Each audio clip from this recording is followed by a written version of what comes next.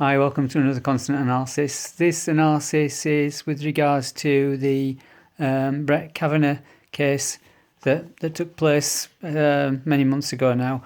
It's been on my to-do list. I originally watched it, or became aware of it through Legal Eagle, which is a channel that I subscribe to. It's this lawyer that dissects cases and gives legal opinions, or gives his version on particular cases.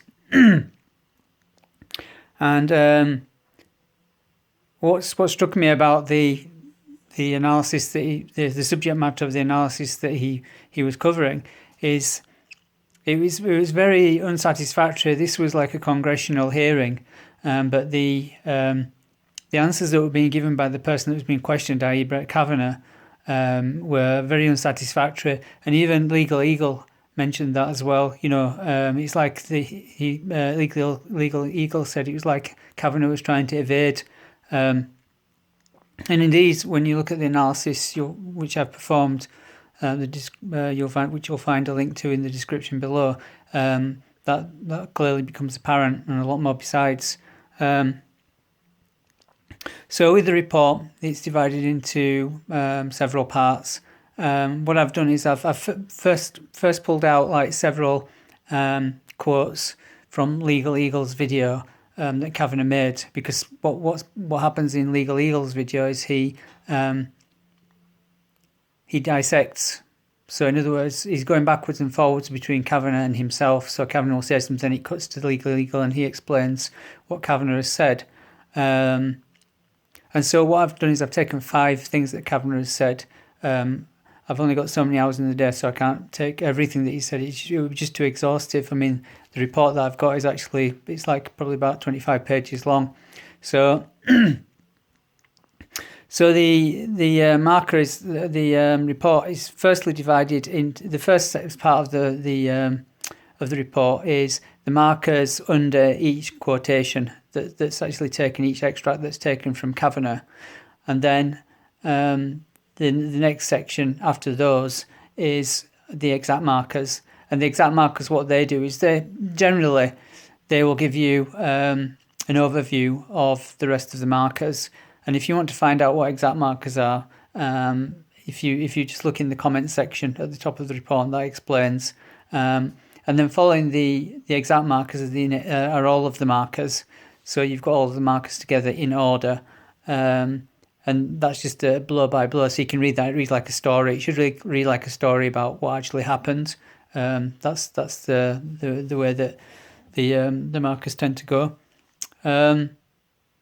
So on with the interpretation. My interpretation is that the results are inconsistent with the content of the surface narrative. In other words, when you read the markers, they've got nothing to do with what he is actually talking about. He's talking about very unrelated things like spaghetti and tomato sauce and drinking games, yeah? The markers have got nothing to do with that. It's something completely different. So I put the results are inconsistent with the content of the surface narrative, but are consistent with the narrative of sexual encounters. And when you actually read the markers, it's like a blow-by-blow account of what actually happened, in terms of what the accusation is. And what tends to lend credence to it is that fact that there's a stark difference between what he was talking about and what actually came across in the analysis. And the analysis is consistent, it's coherent, it's consistent with itself. There's nothing really that stands out from it. It's all consistent in terms of the message that's coming across. And in that sense, what I do is, with regards to the surface message of what he was saying and the underlying message, I liken it to an orange that belongs to, like I say, a child. So the child's in school, and they put their name underneath on the underside of the orange. So in class we know whose orange it is. Now, when you look at the orange, it's just an orange, yeah. But when you turn it over and you see the label is in no way connected with the orange. It's not. It's just a label. But the label actually tells you something about that orange. In other words, who it belongs to. So in the same way, what I would say about this particular this analysis, on the surface, when you look at the analysis, it's telling you one thing. Like I said, the judge was talking about drinking games when he was asked about Devil's Triangle and like ketchup and tomato sauce. But then when you turn that over and look on the other side, you see something completely different. Yeah, but it is connected with what he was talking about. So that's how I would justify this analysis. And this is quite a large one as well. It's like about 150 markers. So it took the best part of a day to do.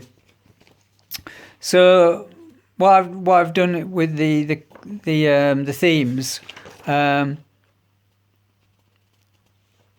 I've sort of like I've basically grouped all of the themes that came out of the markers as best I could into groups. And the reason for that is it just makes it easy. It's more summary information. It's easy to read the report because it is quite voluminous. But once you read the themes and then you read through the report, it should sort of like make more sense to you. Especially when you've read the first part that just talks about the markers under the individual quotations. And then when you read the all of the markers, you'll find that it should flow as a narrative, like a story that you can read that goes from point to point to point as it unfolds.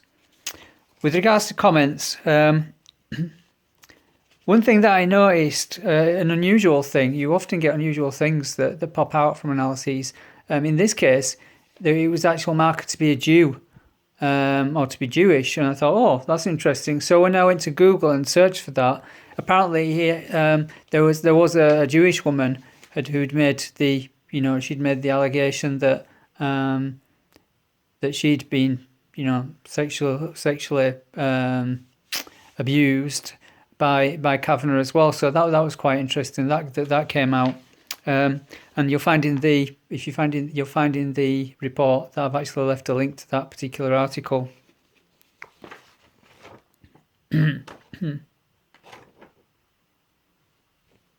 So yeah, all in all, that's it. Like I said, the preponderance of information lends credence to the accusation that was made, given the fact that it bears no relation whatsoever to the message, the surface message of what was actually said that was taken from the extracts. So that's all I have for you today. Like I said, I'll leave a link to the report in the description below. Remember to like, share, and subscribe. Thanks for being with me, and look forward to seeing you in the next analysis.